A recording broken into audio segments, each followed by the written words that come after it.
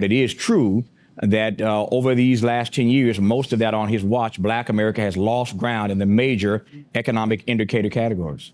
What accounts for the fact that that so little progress, or indeed the backsliding, what accounts for that going on under the leadership of the first African-American president? How do we explain that? Yeah, I think there are a few things. And to your question, how do we explain it? I don't know. I think the historians are going to have a very difficult time trying to juxtapose how in the era of the first Black president, the bottom fell out for Black America. That's going to be a hard juxtaposition to make. I hope to be around to read what their account is for why they think that happened. When Barack Obama was elected in 2008, millions of Black Americans and Africans across the world celebrated what felt like a once-in-a-lifetime moment. He wasn't just another US president because he was the first Black man to hold the most powerful political office on earth. For many, he represented hope, dignity, and the long-awaited promise of real change. But after 8 years in office, what followed wasn't the sweeping transformation people expected. It was a string of political compromises, targeted neglect, and foreign policies that many Black communities still feel the effects of today.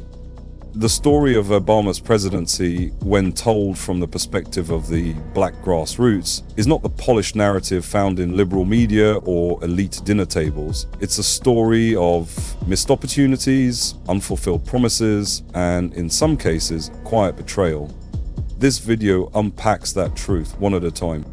Barack Obama's 2008 presidential campaign was driven by the message of hope and change. That slogan alone pulled record numbers of Black Americans to the polls. In some urban precincts, turnout reached levels not seen in decades. For many first-time voters, Obama's campaign was not just political, it was spiritual. But looking back, it's important to ask, what exactly changed? In terms of economic progress for Black families, the numbers tell a clear story. During Obama's presidency, Black wealth declined dramatically. According to data from the Federal Reserve, Black household wealth dropped by over 30% between 2007 and 2013. Some of that was tied to the financial crisis, but the administration's policies on bank bailouts and housing relief did little to help the Black middle class recover. The vast majority of government support went to Wall Street institutions, not homeowners, in predominantly Black neighborhoods hit hardest by foreclosure. Obama also promised to confront systemic inequality, yet his administration often avoided direct engagement with Black issues. He rarely spoke about racism in policing until the last years of his second term. Even as movements like Black Lives Matter gained momentum, Obama remained largely cautious, often urging calm instead of addressing police violence head-on. His Justice Department launched a handful of investigations, but the overall pace of reform was slow and ineffective. Perhaps most glaring was the administration's messaging to the Black community itself. Rather than acknowledging structural barriers, Obama often emphasized personal responsibility. In several speeches, he publicly criticized absent Black fathers and cultural behaviors, drawing applause from conservative commentators, but alienating many in his own base. Critics viewed this approach as tone-deaf, especially when paired with policies that did little to change the economic or social conditions he was lecturing about. For a candidate who once walked through the streets of Chicago preaching grassroots uplift, Obama's presidency revealed a pattern of calculated distance. His approach was measured, cautious, and at times, coldly strategic. Instead of disrupting the system, he became its most polished defender. The contrast between the energy of his 2008 campaign and the actual experience of Black communities during his presidency marked the beginning of a deepening disillusionment. And for many, that sense of betrayal wasn't just emotional, it was financial, political, and deeply personal. After failing to deliver meaningful reforms at home, the Obama administration turned its attention abroad, and Africa was not spared the consequences. While the public image of Obama in Africa was that of a historic figure with roots on the continent, the policies enacted under his watch told a different story. Instead of empowering African nations to chart their own paths, Obama's foreign policy, especially toward West Africa, revealed a pattern of behind-the-scenes pressure, political manipulation, and the prioritization of Western cultural agendas over African sovereignty. One of the most controversial examples involves Nigeria, Africa's most populous country. During President Goodluck Jonathan's term, Nigeria was battling multiple crises, including terrorism, corruption, and a fragile economy. But what many Nigerians remember most from that era was not just Boko Haram, it was the quiet coordinated pressure coming from the Obama administration, particularly regarding social policy.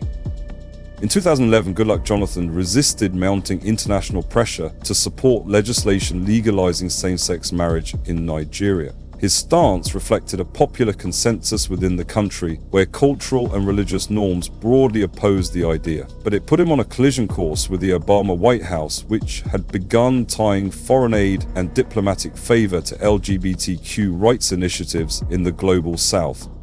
Leaked cables and accounts from Nigerian officials later revealed a disturbing trend. US diplomatic channels began exerting political influence to shift power away from Jonathan. The Obama administration threw its support quietly but significantly behind opposition candidate Muhammadu Buhari, who won the 2015 election. The US was among the first to congratulate Buhari even before official results were complete.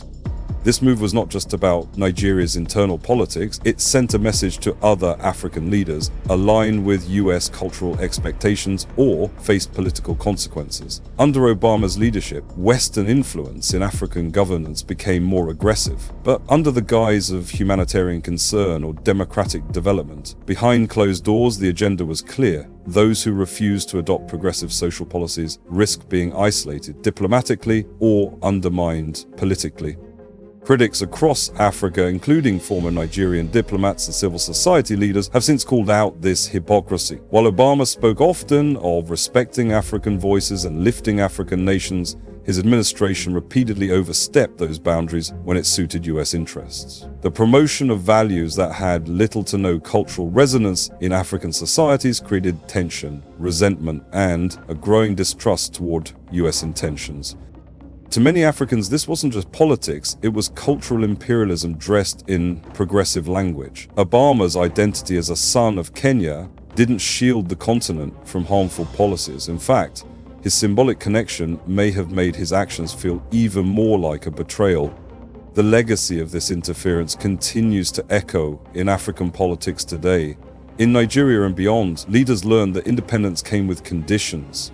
If they refused to adopt Washington's moral compass, they could be replaced, not through force, but through funding, influence, and carefully crafted public messaging. Criminal justice reform was one of the key issues Black Americans hoped Obama would tackle head-on. Coming from Chicago, a city plagued by systemic policing problems, gang violence, and mass incarceration, Obama was expected to bring first-hand understanding to a system that had devastated Black communities for decades. Instead, the hope that surrounded him slowly turned into frustration. During Obama's 8 years in office, the federal prison population did decline slightly toward the end of his second term. But that small drop came far too late, and it wasn't driven by sweeping policy changes. Instead, it resulted from minor sentencing reforms and last-minute clemency efforts. The truth is, from 2009 to about 2015, the overall structure of the criminal justice system remained largely intact. The war on drugs continued, mandatory minimums were still enforced, police departments kept receiving military-grade equipment, and Black men were still being incarcerated at disproportionate rates. One of the most damning criticisms was that Obama did not use his political capital when it could have mattered most. He entered office with a Democratic-controlled House and Senate. He could have pushed for bold reforms, like eliminating mandatory minimums or legalizing marijuana at the federal level, which would have drastically reduced non-violent drug incarcerations, but these proposals never made it into his legislative agenda. Instead, the administration focused heavily on the Affordable Care Act and deferred police reform to a later date that never really arrived. When incidents of police brutality exploded into national headlines, Trayvon Martin, Michael Brown, Freddie Gray, Obama's response was measured to a fault. He often spoke as if trying to appease both sides, acknowledging the pain of the Black community while simultaneously defending police institutions. His emphasis on calm, order, and due process angered many activists who felt he was speaking more as a centrist politician than as a Black man who understood their daily reality. In 2015, after the unrest in Ferguson, Obama launched the Task Force on 21st Century Policing. The effort sounded promising, but it was largely symbolic. The recommendations were non-binding, police departments were not required to adopt any of the changes, and by the time those guidelines were published, the political window for transformation had already begun to close. Even the Department of Justice investigations into police departments in places like Ferguson and Baltimore didn't result in sweeping change. They uncovered disturbing patterns of abuse and discrimination, but lacked the legal force to ensure meaningful consequences or federal oversight. These reports were shelved, ignored, or quietly buried under bureaucracy once Obama left office. And then came his parting gesture, a flurry of commutations in the final year of his presidency. While some praised the move, critics pointed out that the gesture was reactive, not structural. It didn't dismantle the system. It didn't stop future mass incarcerations. It simply softened the image of a presidency that had been mostly passive on this issue until the 11th hour. Black Americans had waited for bold action from the first black president. Instead, they got cautious rhetoric, delayed responses, and a handful of reforms that barely scratched the surface. The system remained intact, and in many communities, policing became even more aggressive under Obama's watch. That bitter truth marked another chapter of disappointment, one that still lingers in cities that continue to bury their sons under the weight of unchecked power. When the 2008 financial crisis hit, black communities were already economically fragile. Decades of discriminatory housing practices, job insecurity, and unequal access to capital had left black families with far less generational wealth than white families. Barack Obama came into office right as the housing market collapsed and banks froze lending, setting the stage for what many hoped would be a president uniquely equipped to defend the most vulnerable. What followed instead was a series of choices that favored the very institutions that created the crisis at the expense of black families across the country. Under Obama, the government rolled out the Troubled Asset Relief Program, TARP, and other stimulus packages meant to stabilize the economy. But these programs were disproportionately aimed at saving the banking system, not the people who had lost their homes. Wall Street was bailed out, predatory lenders were never held fully accountable, and the average black homeowner was left drowning in debt, joblessness, or both.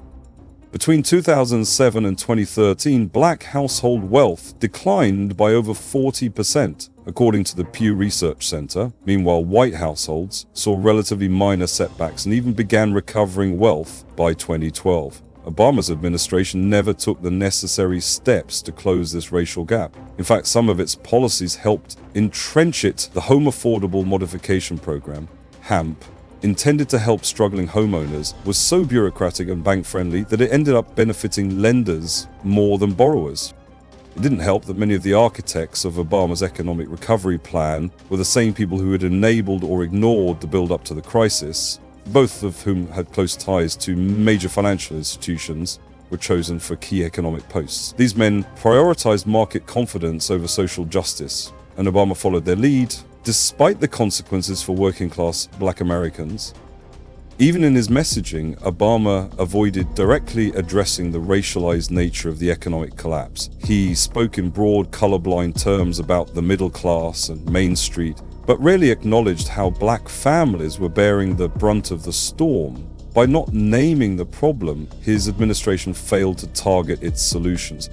Job creation efforts were similarly disappointing. Black unemployment remained stubbornly high throughout most of Obama's presidency.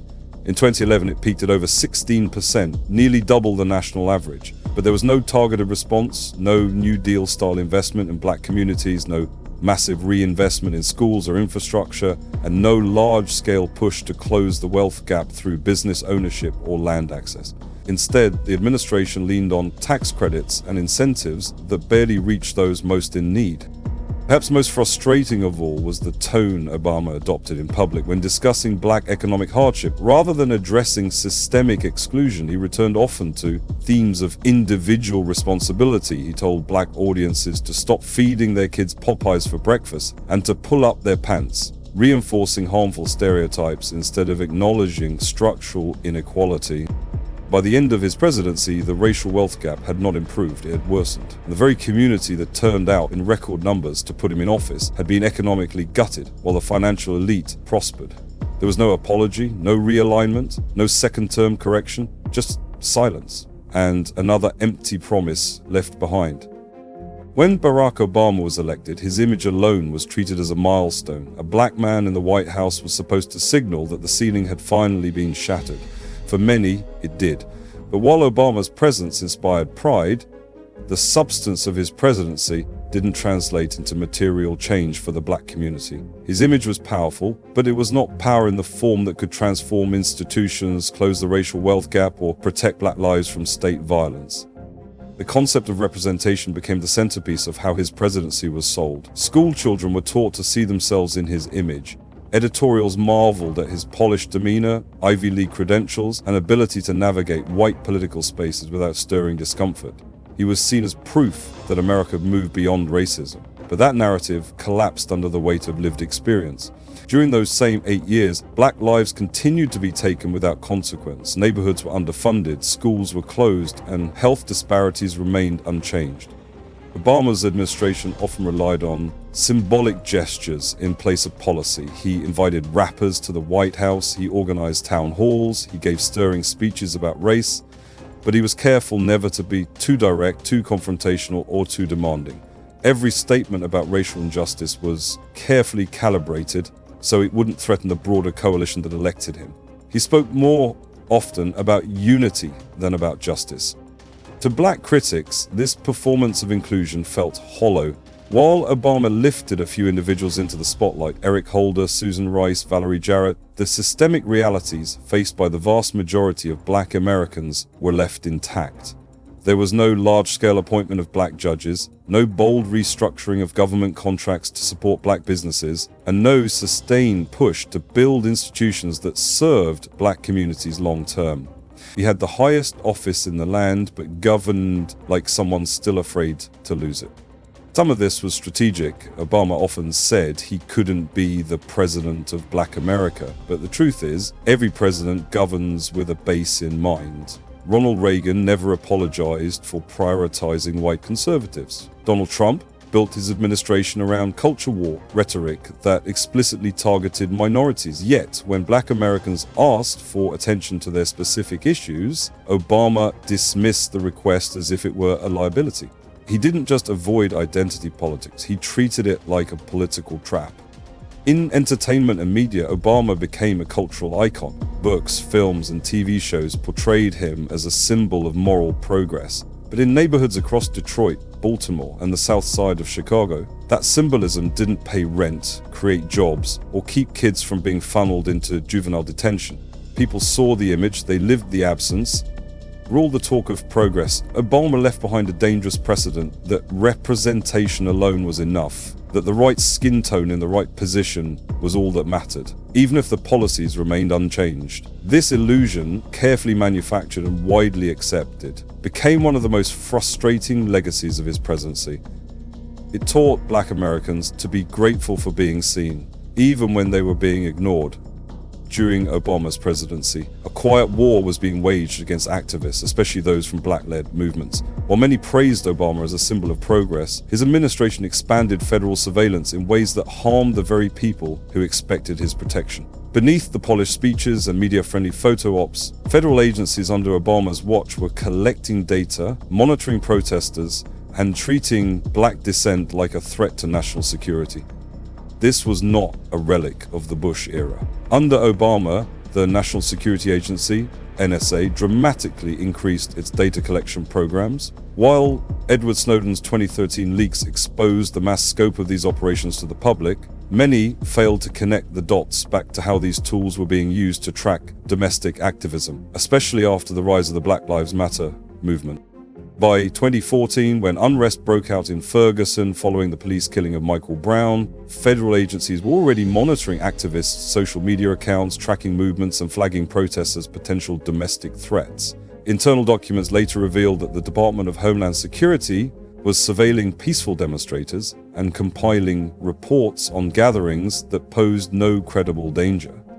Obama never addressed this directly. There were no public apologies, no rebuke of the intelligence agencies, no executive orders protecting citizens' rights to organize. While he spoke to the need for reform in public policing, he remained silent on the use of counter-terrorism tools against Black Americans exercising constitutional rights. This silence became louder as more activists reported being harassed, placed on watch lists, or pulled aside at airports after attending rallies. The case of the Baltimore uprising after Freddie Gray's death further revealed the scope of federal observation. The FBI launched intelligence gathering efforts not just on violent incidents, but also on local leaders and community organizers. Reports showed that agents were building databases, following hashtags, and attending meetings disguised as supporters. The weight of the federal government, armed with digital surveillance tools, was now being used to observe Black voices, not protect them. What made this especially bitter for many activists was that it happened under the leadership of a man they had once believed would defend their right to protest. Obama had been a community organizer. He had spoken the language of empowerment. But when Black communities rose up, the response from his government looked more like suppression than solidarity. Worse, the legal framework for this surveillance didn't just grow, it hardened. The Obama administration prosecuted more whistleblowers under the Espionage Act than all previous presidents combined. This sent a chilling message. Transparency would not be tolerated, even when government overreach targeted the most vulnerable. Activists learned that under Obama, hope came with a microphone, and the mic was often connected to a listening device. And to this day, there has been no real reckoning with the expansion of these programs. No independent investigations into how Black-led protests were treated, no formal protections added to prevent future abuse. Obama left office without ever fully explaining why his administration treated peaceful civil resistance like a threat. The gap between Obama's words and his policies continued to widen, and for Black organizers on the front lines, the betrayal wasn't just in what he failed to say, but in what his government actively chose to do. By the time Barack Obama left office in January 2017, the applause had quieted.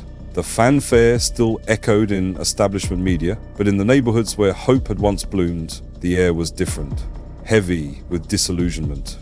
The first Black president had inspired a movement, but he had not honored the promises that helped put him in power. For many Black Americans and Africans abroad, his presidency felt like a closed door rather than an open path. Obama's defenders often point to political limitations. They argue that he faced an obstructionist Congress or a deeply divided country. But this ignores a deeper truth. When Obama had political capital, he spent it on issues far removed from the urgent needs of the Black community. He prioritized Wall Street over struggling homeowners, corporate healthcare deals over racial health equity, and foreign diplomacy over domestic crisis zones. He avoided race-specific policies under the guise of governing for everyone, a position that left the most marginalized without recourse. Internationally, his legacy is even more contentious. In Africa, Obama's actions around Nigeria's 2015 election remain a point of anger. Goodluck Jonathan, who resisted pressure to endorse gay marriage, became the target of quiet but powerful diplomatic maneuvers. Obama's administration worked to undermine his credibility, favoring Muhammadu Buhari's rise under the banner of anti-corruption. The deeper motives, rooted in pushing Western cultural values, were clear to those watching from within. Sovereignty was sacrificed for ideology, and the people of Nigeria were the ones left dealing with the fallout. Meanwhile, Obama maintained an image of grace, intellect, and calm, but this contrast between image and impact is what made his presidency so uniquely frustrating for many. He knew the language of the oppressed, but governed with the priorities of the establishment. He visited prisons and spoke to inmates, yet passed no landmark legislation to end mass incarceration. He mourned with grieving mothers, yet rearmed the police departments that killed their sons. He honored Black culture, but avoided the messiness of Black struggle. The legacy that remains is not one of uplift, it is one of delay. He delayed justice, delayed reform, delayed confrontation, and in doing so he gave the illusion of progress without the weight of actual transformation. His story was sold as a victory, but the scoreboard tells another story. The wealth gap widened, police departments grew bolder, surveillance increased, and across Africa his presidency became a lesson in how easily symbolism can mask foreign control. Obama's rise was historic, but history is not shaped by optics, it's shaped by outcomes. And when measured by what he left behind for Black Americans and Africans alike, the results fall painfully short. What could have been a turning point became a cautionary tale. The disappointment wasn't just that Obama failed to fight harder, it's that he knew exactly what was wrong and still chose not to act. If this video gave you a different perspective on Obama's legacy, don't forget to like, comment, and subscribe. This is a conversation many platforms won't touch, but it needs to be heard. Let us know your thoughts in the comments, especially if you lived through this era and felt the weight of these decisions. Lastly, if you're tired of filtered history and want the real story, you're in the right place.